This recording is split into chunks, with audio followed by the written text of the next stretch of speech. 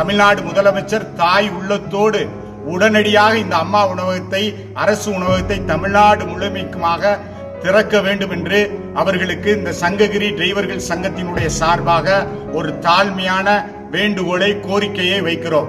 இருக்கிற சூழ்நிலைக்கு வெளியே போனாலும் 2 பேர் போகணும்னாலும் 100 ரூபாய்க்கு மேலே செலவாகும்.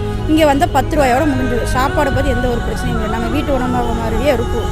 கண்ணை மூடிட்டு சாப்பிடலாம், வந்தாலும் வயிறார சாப்பிடலாம். இங்கே என் பெயர் பல்கிஸ் பானு.